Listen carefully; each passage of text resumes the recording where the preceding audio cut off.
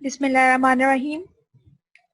आज के लेक्चर में हमें डिस्कस करना है टास्क नेटवर्क। ये क्या होता है और हम इसको बना कैसे सकते हैं किसी भी प्रोजेक्ट के लिए। फिर हम कुछ एग्जांपल्स देखेंगे इनकी।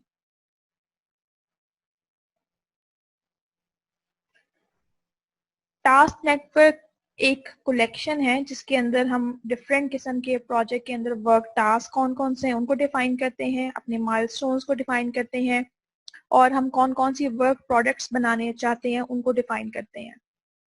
सो इसमें ये तीन चीजें शामिल होती हैं। अब बात यह है कि किसी भी प्रोजेक्ट के लिए आप एक टास्क सेट डिफाइन जब करते हैं तो ज़रूरी नहीं है कि वो तमाम किस्म के प्रोजेक्ट्स के लिए सिमिलर रहे।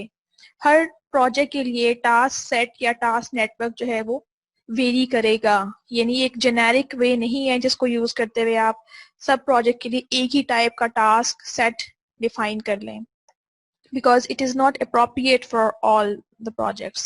So you have to make a new task set for every type of the project.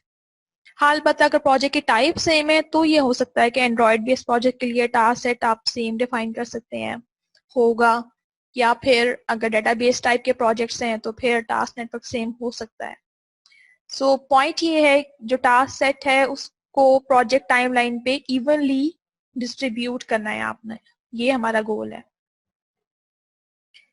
Mostly organisations जो हैं उसमें डिफरेंट किस्म के प्रोजेक्ट्स होते हैं, तो जो डिफरेंट किस्म के प्रोजेक्ट्स हैं उसमें एक पॉसिबिलिटी ये है कि हमारे जो प्रोजेक्ट्स हैं वो कॉन्सेप्ट डेवलपमेंट टाइप के प्रोजेक्ट्स हों, यानी कॉन्सेप्चुअल बेस्ड डेवलपमेंट हो। ये भी हो सकता है हमारे जो प्रोजेक्ट हैं उसमें कोई न्यू एप्लीकेशन डेवलप करने की बात की जा रही है। ये हो सकता है कि हमारा जो प्रोजेक्ट है वो ये है कि हमने एग्जिस्टिंग सिस्टम को अपग्रेड करना है, कुछ इन्हेंसमेंट करनी है उसके अंदर, या ये हो सकता है जो हमने एग्जिस्टिंग सिस्टम है उसको मेंटेन करना है, हमारा काम ये है। या फिर ये हो सकता है हम कुछ री इंजीनियरिंग बेस्ड प्रोजेक्ट्स इंप्लीमेंट कर रहे हैं। तो इनकी कैटेगरी के लिहाज से जो इनका टास्क सेट है वो वेरी करेगा।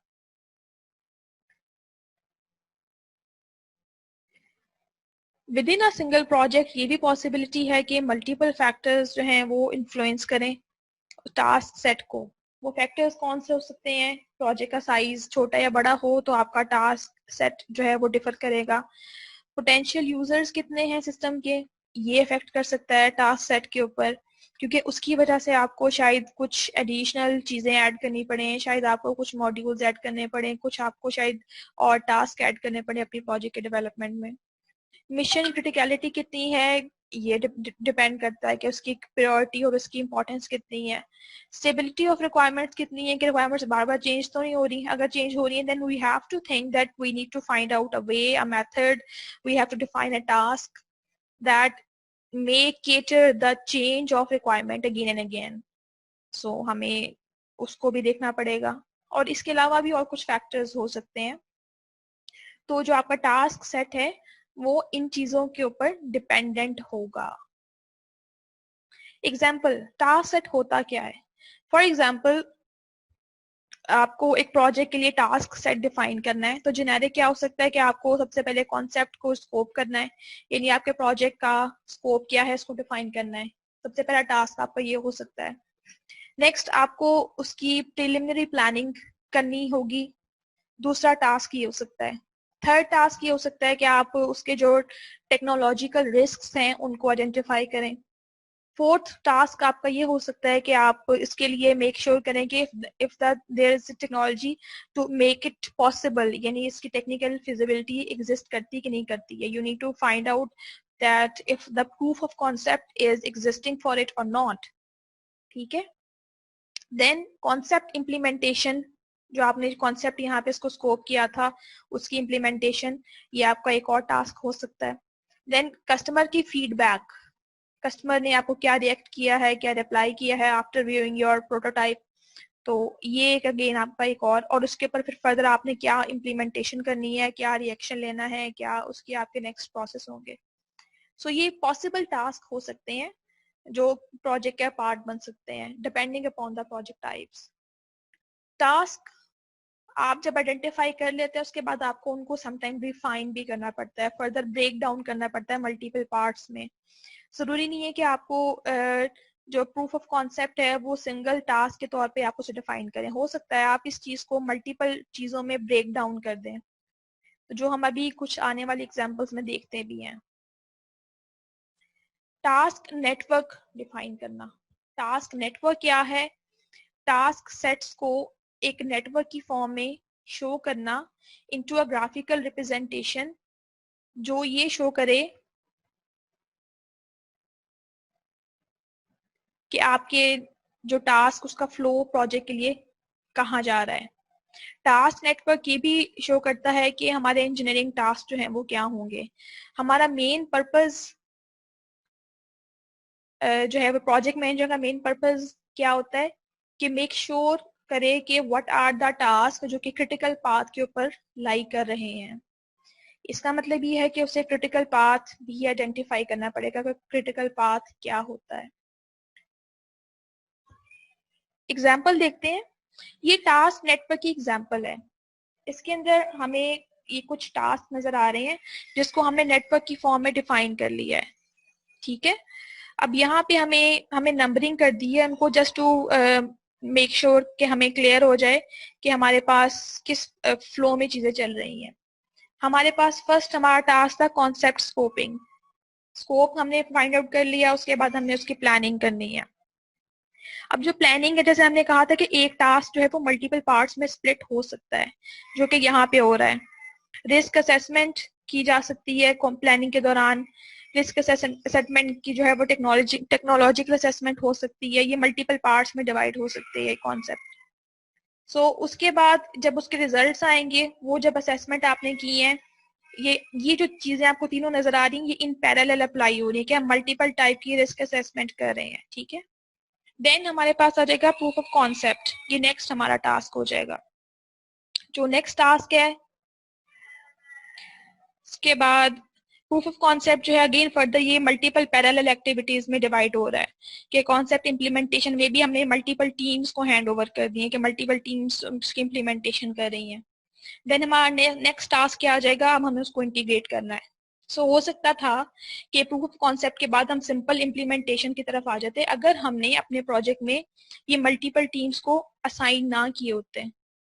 लेकिन क्योंकि हमने इस सिनेरियो के हिसाब से इसको मल्टीपल टीम्स में डिवाइड किया हुआ था इम्प्लीमेंटेशन को, मे बी हमने मॉड्यूल्स असाइन किए हों डिफरेंट टीम मेंबर्स को, तो हमारा नेक्स्ट जो टास्क था वो उसको इंटीग्रेट करने के ऊपर आ गया कि हमें उन तमाम चीजों को आपस में इंटीग्रेट भी करना है। अगर ये प्रोजेक्ट में इस तरह से सिनेरियो ना होता तो शायद हमें इंटीग्रेशन की जरूरत ना पड़ती। देन हमारे पास कस्टमर की हमें जो फीडबैक है उसको चेक करना है कि वो क्या है। ये इस तरह से हमने एक टास्क नेटवर्क बना लिया कि हमें किन किन चीजों की तरफ काम करना है इस फॉर्म में। अब ये डायग्राम हमें ये बता रही है कि हमें ओवरऑल ये काम कंप्लीट करना है और कुछ चीजें हमारे पास पैरेलल में चल रही हैं और कुछ चीजें हमारे पास ये सीक्वेंस में आ रही हैं। ठीक है, फर्दर जैसे कि हमने बात की कि डायग्राम में हमने देखा कि टास्क की लेंथ भी डिपेक्ट हो रही है, सीक्वेंस हमें चल रहा है पता, कंकरेंट टास्क कौन से हैं और कौन से डिपेंड कर रहे हैं, हमें ये इन्फॉर्मेशन मिल रही है कि हमें किन टास्क को मेक श्योर करना पड़ेगा कि अगर एक में फ्लॉ या प्रॉब्लम आ रही है तो दूसरा जो उस पर डिपेंड कर रहा है उसको भी हमें मेक श्योर करना पड़ेगा कि हम उसको भी दोबारा टेस्ट करें, दोबारा वैलिडेट करें। सो ये इंडिकेट करता है कि हमारे पास टास्क की डिपेंडेंसीज क्या हैं और प्रोजेक्ट मैनेजर्स को इसकी वजह से हेल्प मिलती है कि वो कंटिन्यूअस प्रोग्रेस जो है वो चेक कर सकते हैं प्रोजेक्ट की कंप्लीशन की तरफ कि हम कितना करीब पहुंच चुके हैं कंप्लीशन की तरफ। फिर आ जाता है क्रिटिकल पाथ, जिसकी हमने पहले भी बात की थी। A single path leading from start to finish in a task network. Project start जहां से हो रहा है वहां से लेके जहां पे वो फिनिश होगा, वो पूरे का पूरा पाथ जब हम डिफाइन करते हैं वो पाथ मल्टीपल हो सकते हैं बिकॉज जिस तरह से हमने डायग्राम में देखा उसमें मल्टीपल पॉसिबिलिटीज भी बन सकती हैं स्टार्ट से फिनिश के तक। हमें कौन से सीक्वेंस ऑफ टास्क लेने पड़ेंगे to complete the project on the schedule. अब जो क्रिटिकल पाथ है वो क्या है कि हमें प्रोजेक्ट को कंप्लीट करने में मिनिमम ड्यूरेशन जो है वो कितनी रिक्वायर्ड होगी, हमें ये इन्फॉर्मेशन मिलती है क्रिटिकल पाथ से। और एक्चुअल में क्रिटिकल पाथ कौन सा पाथ होगा? जो लॉन्गेस्ट पाथ है, यानी from the start of the project till the end of the project. Longest path या मैक्सिमम टाइम टेकिंग पाथ जो है उसको हम कहते हैं ये क्रिटिकल पाथ है। ठीक है,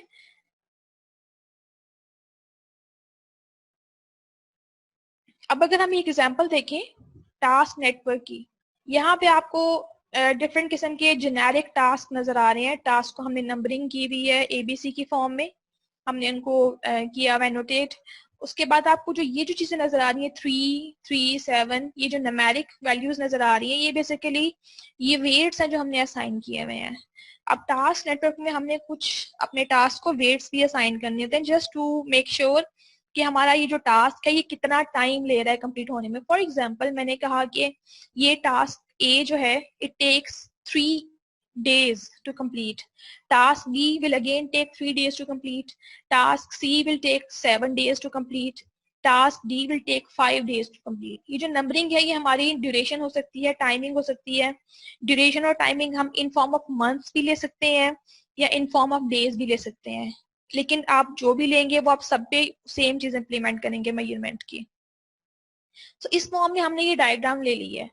अब हमें क्या नजर आ रहा है कि टास्क ए से हमारे पास दो पॉसिबिलिटीज बन रही हैं, टास्क बी की तरफ भी हम जा रहे हैं, टास्क डी की तरफ भी जा रहे हैं। अगर हम ये वाला पाथ लेते हैं तो ये पाथ टास्क सी की तरफ आएगा, फिर ई की तरफ आएगा, और इसके बाद हमारे पास फर्दर और ब्रांचिंग आ रही है। क्रिटिकल पाथ क्या है? अगर हम इस पूरे के पूरे टास्क नेटवर्क में फाइंड आउट करने की कोशिश करें, क्रिटिकल पाथ क्या हो सकता है? व्हाट डू यू से?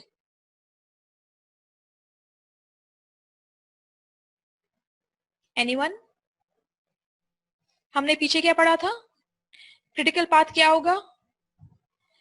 The longest path is the critical path, यानी जो मैक्सिमम टाइम हमें लगेगा किसी भी from the start till the end. Let's say this is the starting point and this is the ending point. तो critical path इसमें से क्या हो सकता है?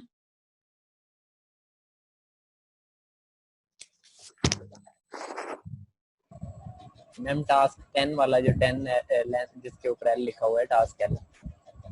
टास्क एन तक तो हमने जाना है, लेकिन हम कौन सा पाथ लेते हुए जाएंगे? क्या हमें ए से बी, सी, ई और फिर एफ, जी, एच और एन तक जाना है, यानी हमारा ये पाथ बनेगा क्रिटिकल? या दूसरी ऑप्शन ये है कि टास्क ए से डी की तरफ, देन ई की तरफ, देन लेट से आई, जे, एम और फिर एन की तरफ पहुंचे। हमने पहुंचना तो एन की तरफ है, लेकिन हम कौन सा पाथ यूज करते हुए एन तक पहुंचे, हमारा ये क्वेश्चन है। मैम क्रिटिकल के लिए तो ये जो जिसके नीचे 10 लिखा हुआ है, इस पाथ से जाएंगे हम।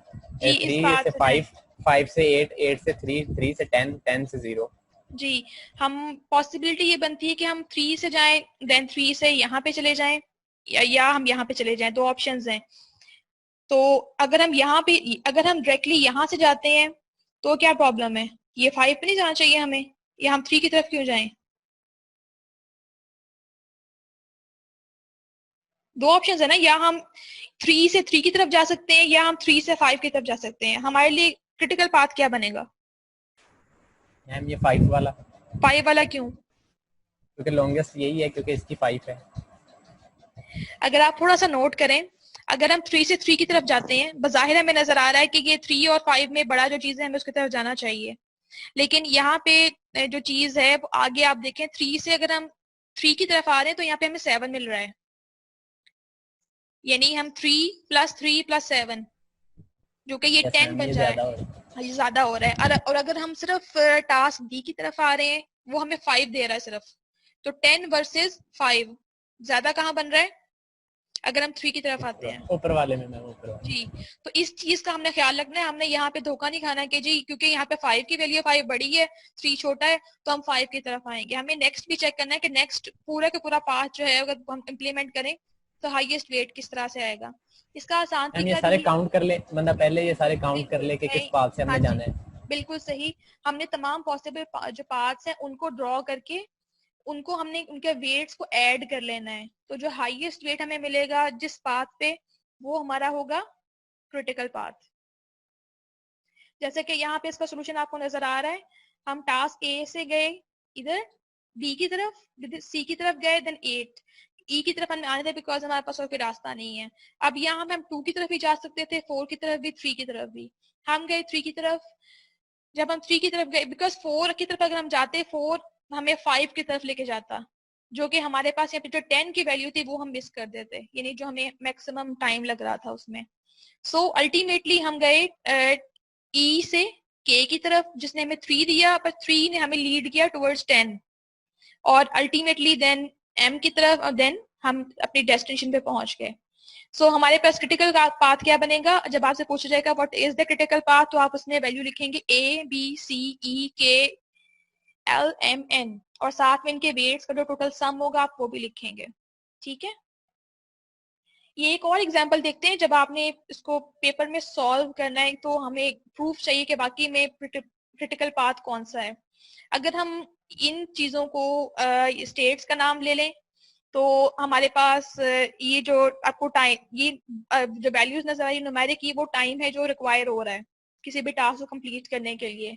सो ए से हम जो है वो बी, इधर भी जा सकते हैं, इधर भी जा सकते हैं, इधर भी जा सकते हैं। इस तरह से हमने A D J, A D H और जे की लेंथ कैलकुलेट की, 1 + 4 + 6 + 3, 14 डेज बन रहे हैं। इस तरह से हमने पार्ट 2 को देखा, यानी बी, देन ई, देन एच, देन जे।